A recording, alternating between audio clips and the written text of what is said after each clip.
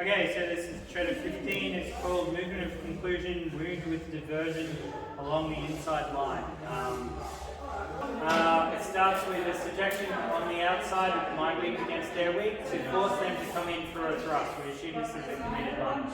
Yep, reset. And as they do that, I roll his fingernails up, follow them around until my point underneath, and we'll come forward from the attack. It's not clear in the text here that it is a thrust, but certainly there's a note from the translators saying that it appears to be 2 wounds in this play, this being the first one, and the counter to this indicates countering this section or doing it by not coming into the lunge. So we're pretty good with that.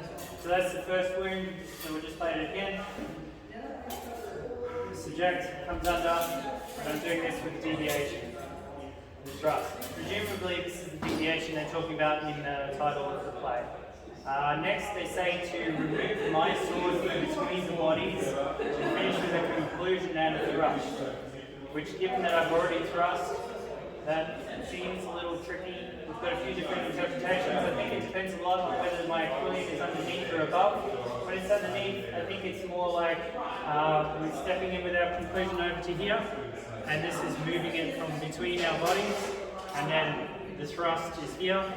It can also be done just leaving that sword there to bring that thrust, or coming back in. It could be withdrawing it like this to thrust again.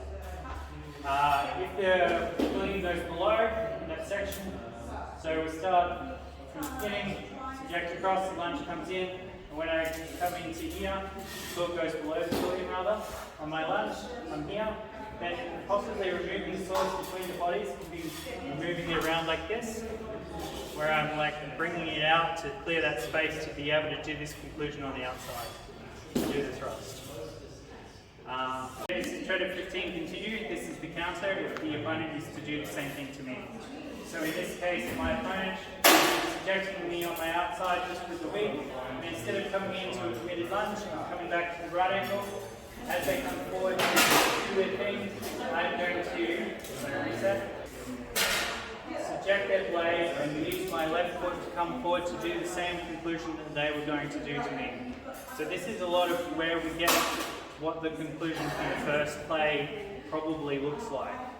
Okay, so we've got 2 parts here. We've got the person that's trying to thrust in with the hilt up, so that's where that first attack comes from, and then me ending up on the outside with their sword subjected away. This is kind of where we get the feeling for what it looks like to do the thrust, or what removing the swords between the bodies might look like.